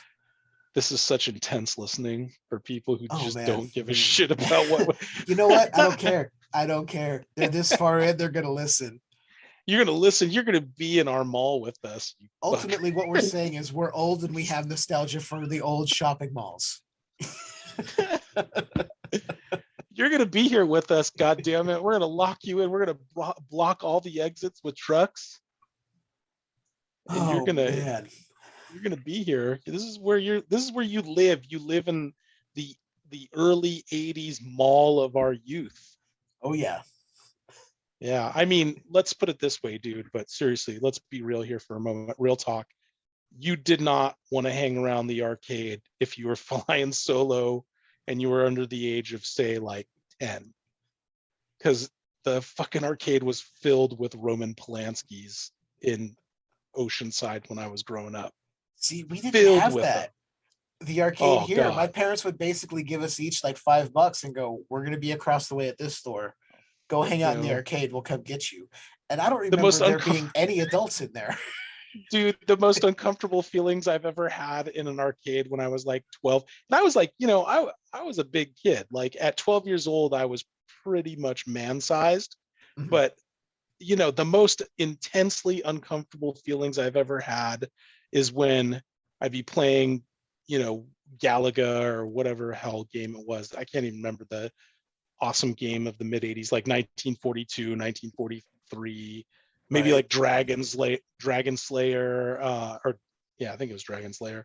Anyway, those games and Operation Wolf, although I think that's more like a 90s game, but like some dude would be right behind you. Remember the old school way of signaling that you were next by putting the quarter on the, Yep. and man, I had too many, I, you know, I had too many uncomfortable moments where like just some 30-year-old dude would be glowering over my shoulder. And I'm just like, man, you're way too close to be like making this comfortable. And maybe that was their way of like, you know, getting me to trip up in games so that they could play the game. But yeah, it was creepy AF, man. Yeah, I never had that experience. It was just Oh, I remember there being super. kids and like the only adult was the person working the arcade, and Oh, hell no. that Hell person no. just seemed like they didn't give a flying fuck about Oh yeah, anything. they don't care what happened in the bathrooms at the arcade. They were just like, whatevs, man. I Like, I'm do just here to remember make sure the shit works and to close down when it's done. I remember my local game worker was this big Samoan dude, man. He was huge.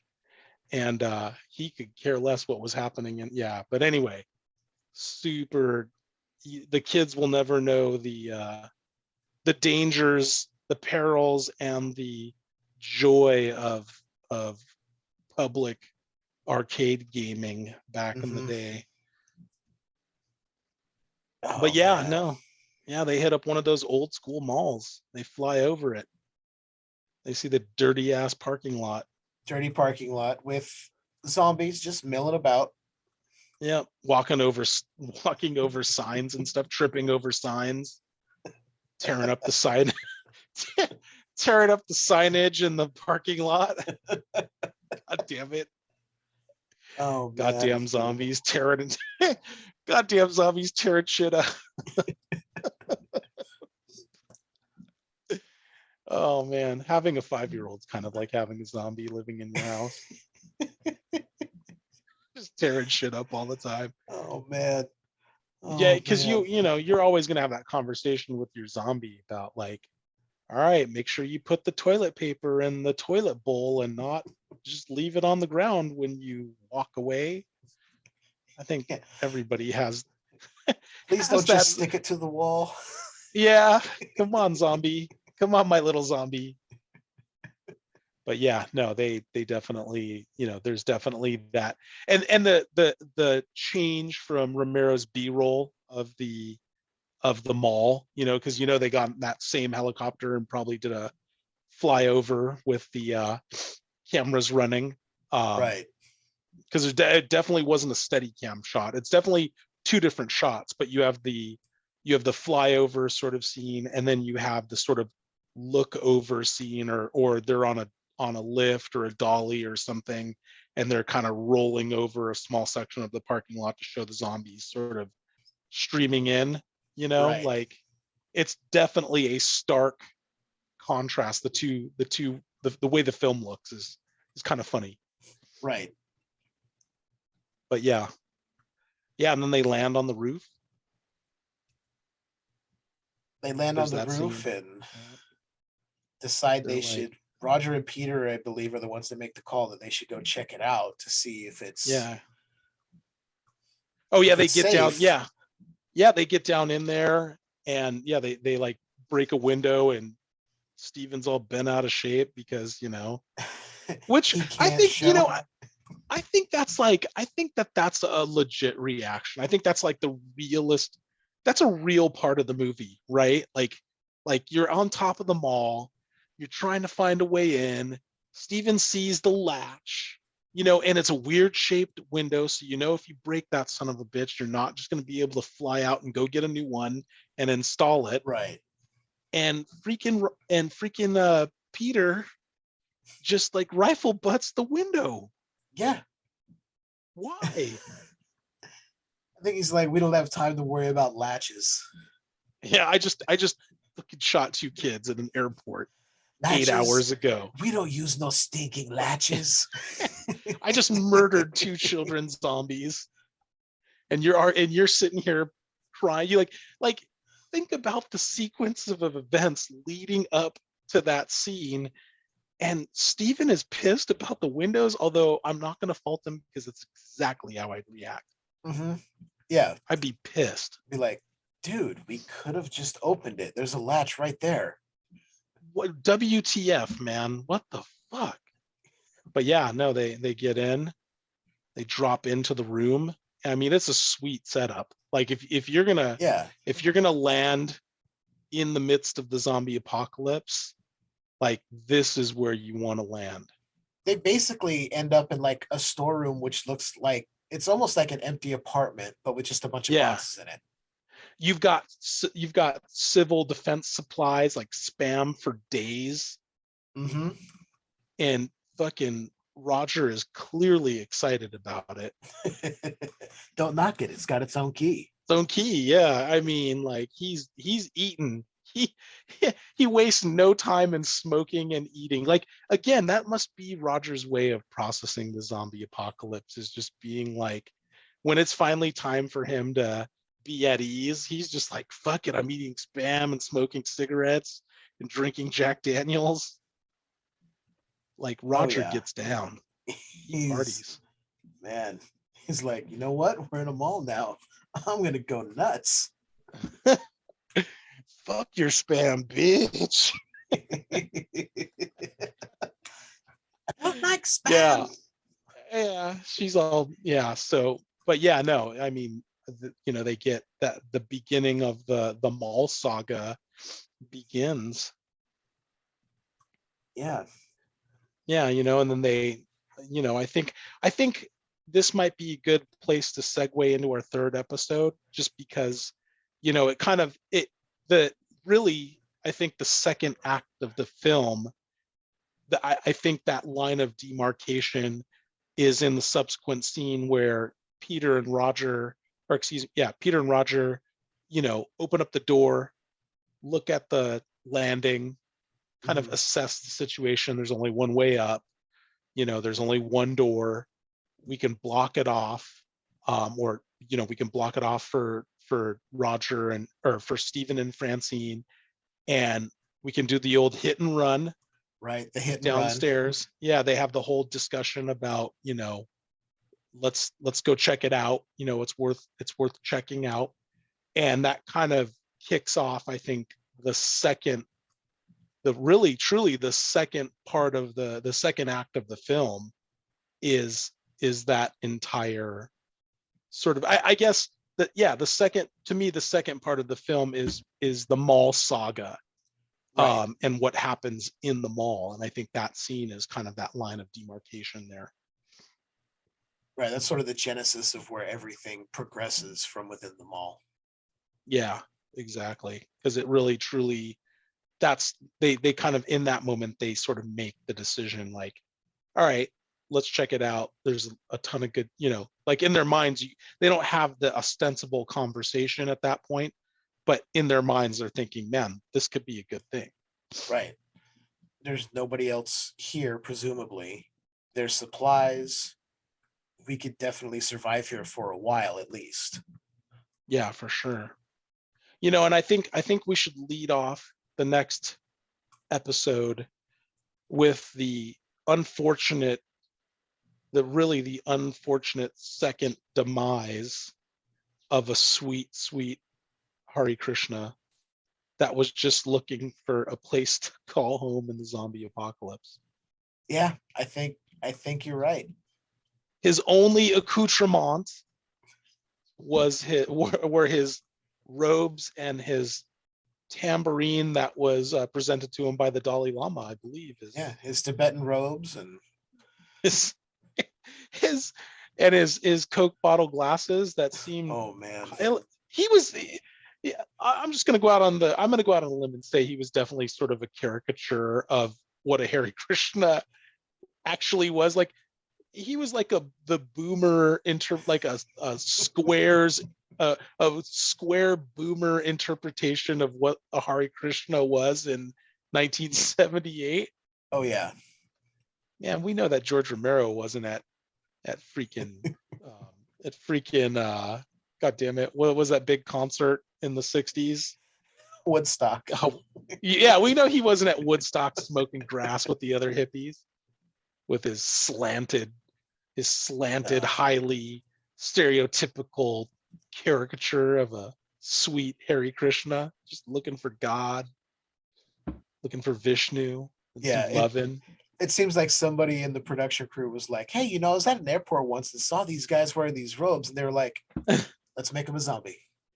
I think it was more likely like, hey man, I got this stupid costume in my closet. I got an idea. Let's put one of the zombies in. Yeah. It's good though. I mean, we established there's a little world building there in that scene actually, because we learn that zombies dislike fire. Yes. You know, so that it's an important scene. It follows suit from Night of the Living Dead, where Ben was using I believe it was like a table leg.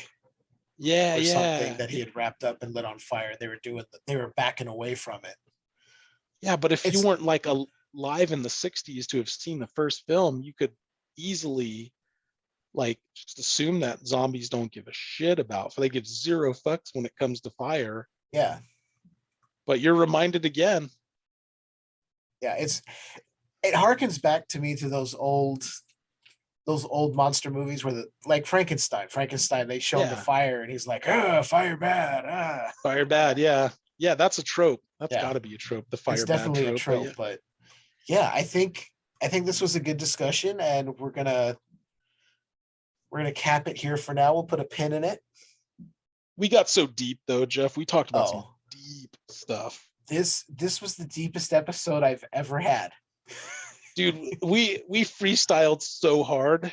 Oh, but you know what? I had so much fun doing it because I looked at my notes here and I'm looking at it going, this is basically just a word for word recount of what's going on.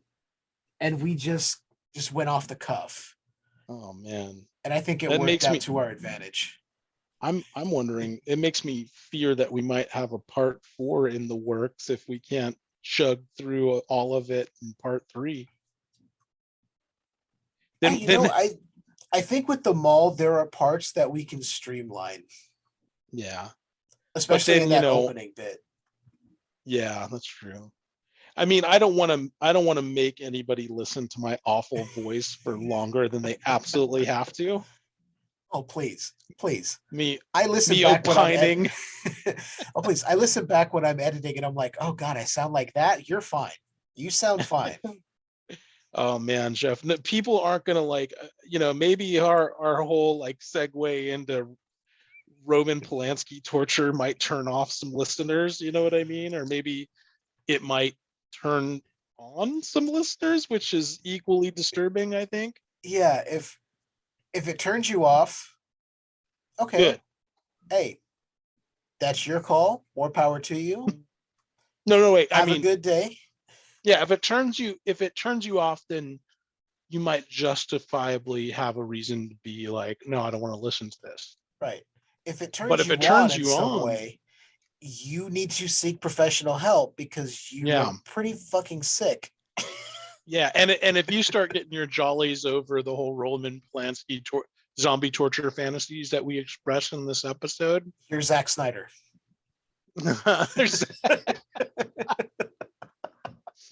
You might like a Zack Snyder film. You might be a Zack Snyder fan. Go watch Army of the Dead or whatever the hell the name of that movie is. I watched it. It was pretty good. It was fine, but then afterwards I was like, I really spent 2.5 hours watching this. Yeah, I felt like I just watched some really gross, like I have like some really gross porn or something. It was just like a really it was just distasteful. Yeah, there's a prequel to it on there now called Army of Thieves. God. I mean, it was like the whole idea, like that the zombie being pregnant thing just was weird. It was like, that's so left field, but like, what is up with him and like pregnant zombies? And then there were zombie robots.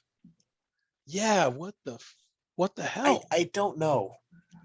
Well, anyway, He had way too many ideas for one film, and who the I'm hell does he assuming think he no is? George editor. Romero? Do you think No. he was going to remake Day of the Dead now and include all the shit that George Romero wasn't able God. to do? Could you? Oh man, the world needs that, Jeff. No. The, No. the world, No. the No. world needs. No, Jeff, just hear me out. We got to pitch Zack Snyder. Zack, if you're listening, I know you're a fan. If you're listening, hear us out, okay? So first, just Roman Polanski bad, okay? Not good. Number two, somehow get George Romero's original Day of the Dead script and make it happen for us, the fans. Do it. Do it. You've got CGI. You've got those really shitty cameras that you bought to film Army of the Dead that you thought were going to look cool, but just look grainy as shit. Oh my God. his trash cameras that he was geeking out so hard on them, and somebody's like, no, Zach, these look like garbage. Like, there's a reason why people shoot with really nice cameras, because they don't look like shit. Yeah, but anyway, there's a reason guys like to use the red cameras, because yeah, clarity. But hear me out, Zach, and hear me out, Jeff.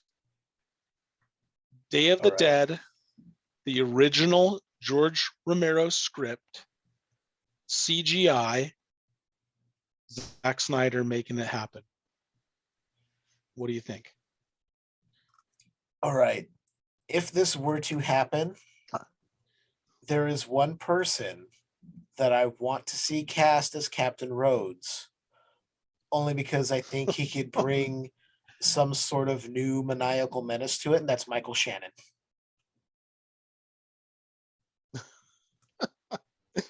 No, we need to flip the script on this. Captain Rhodes needs to be a woman. Ooh. Sarah Silverman. Oh shit. Sarah okay. Silverman as Captain Rhodes. What do you think? Oh, God damn. You think we could get Zach on board for this remake? You know what? I'm gonna have my people call his people, and we'll see. Nice. I want 50% of I won't even to your side. There's going to be no upfront costs to you. I just want like 10% of the residuals, okay? I want that Keanu Reeves money. Yeah, the only reason I was down on it is there is technically a remake of Day of the Dead out there. Yeah, oh god awful. That's stupid. It stars Nick Cannon. I mean, okay, Nick Cannon. I mean, we know that guy knows how to have kids. Is that the same Nick Cannon who has like 20 kids? Yeah. Okay. Same guy. I heard the premise of it on an old podcast I listened to. And I was like, this sounds dumb. Because they were like, oh, they changed Bub to a guy named Bud who's in the military, and he's a vegetarian. So he's going to be a vegetarian zombie. I'm like, that does not work. It's inane. I mean, maybe Zack Snyder was involved in that version of Day of the Dead. I don't know, but all I'm saying is let's get the original script, because remember, George Romero had like an epic. Day of the Dead was going to be the freaking Gone with the Wind of the zombie trilogy, of the Romero trilogy. Dawn was just the setup for this huge thing that he had planned for Day of the Dead. Yeah. And they cut his budget. They're like, yeah, we're only going to give you like an eighth of what we were originally going to give you. So I'm just saying, let's get somebody on board. I mean, it doesn't have to be Zack Snyder, but I mean, he kind of already has one under his belt. And, you know, George Romero isn't a zombie, so we can't get him on board. But with all the CGI, like maybe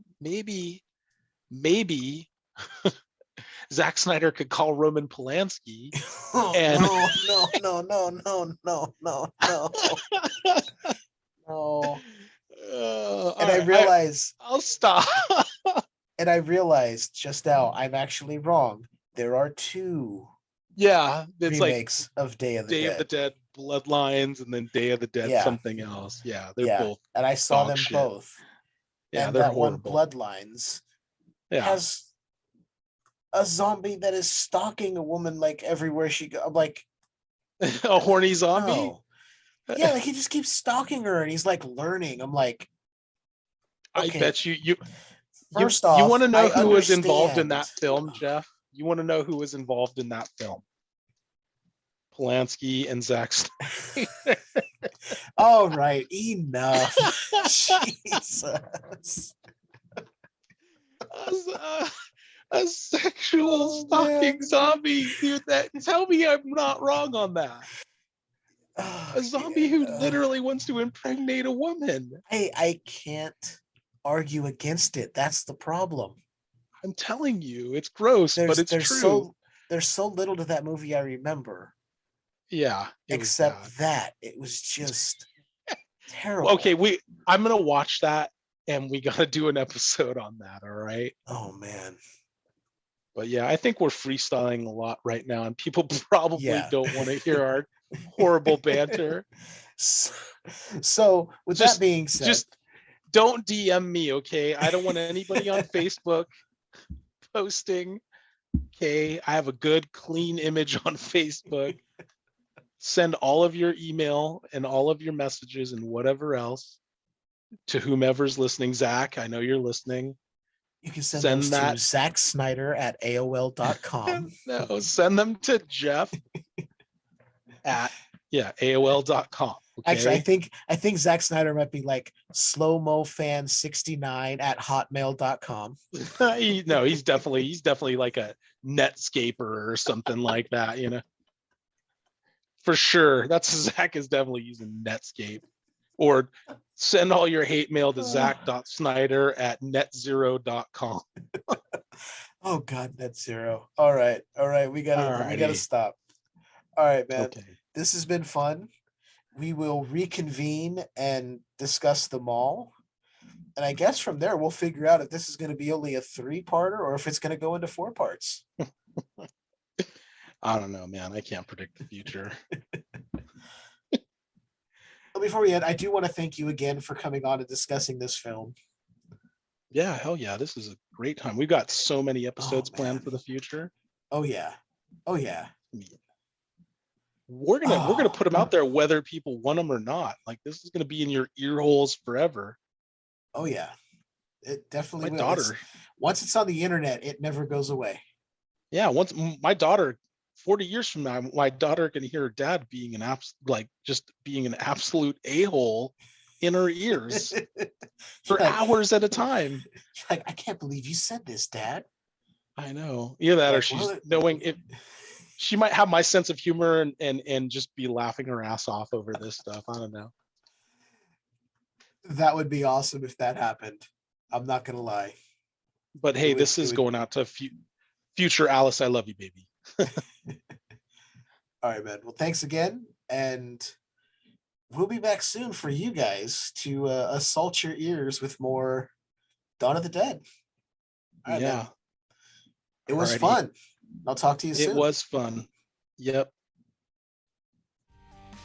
Check out Skewered Universe Podcast at the following links: skeweredhead.com, facebook.com/groups/Skewered Universe Podcast, skewereduniverse.podbean.com, Twitter @SkeweredU, Instagram, skewered_universe, email the show at skewereduniversepodcast@gmail.com, Patreon, patreon.com/Skewered Universe Podcast. Join our Patreon. Go to patreon.com/Skewered Universe Podcast to get access to exclusive bonus content such as Skewered Universe transmissions and audio commentary tracks.